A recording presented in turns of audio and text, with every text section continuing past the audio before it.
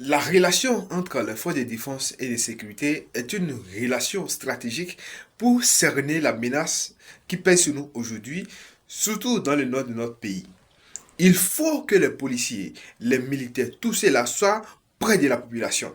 Et pour ça, il faut développer les nouveaux concepts qui permettront de développer les relations entre les forces de défense et de sécurité. Aux États-Unis et aussi en Europe, la manière dont les forces de défense et de sécurité abordent les populations, les manières qui travaillent ensemble. Hmm. Par exemple, moi je propose qu'on développe les travaux d'intérêt général.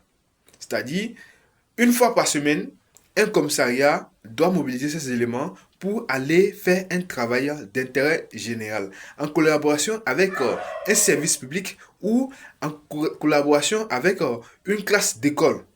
Et c'est là sur toute l'étendue du territoire national. Les policiers viendront, si possible avec les treillis.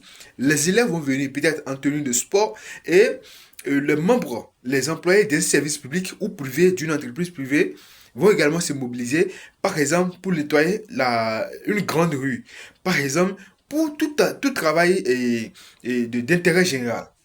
Et cela va faire quoi? Cela va améliorer la relation entre les forces de défense et de sécurité et nos populations. Ce qui est très important pour cerner la menace sécuritaire qui pèse sur nous aujourd'hui. Historiquement, nous avons hérité même du colon de la France, de la Grande-Bretagne pour les pays anglophones, une police ou bien les forces de défense et de sécurité qui sont répressives.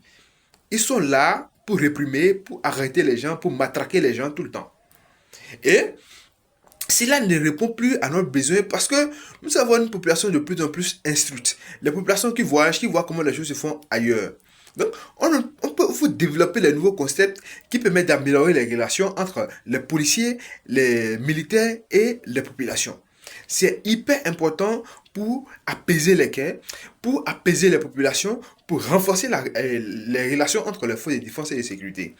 Les policiers, les militaires, en tout cas, toutes les forces de défense et de sécurité sont au service des populations.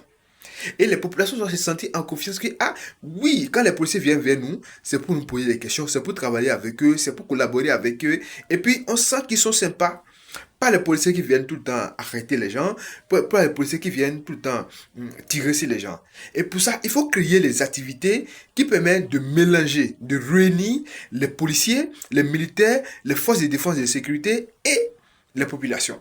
Et je trouve très important que les travaux d'intérêt général qui ont complètement disparu de nos pays francophones, ouest-africains et même dans les pays anglophones, de les réintroduire. Par exemple, comme je le disais, on va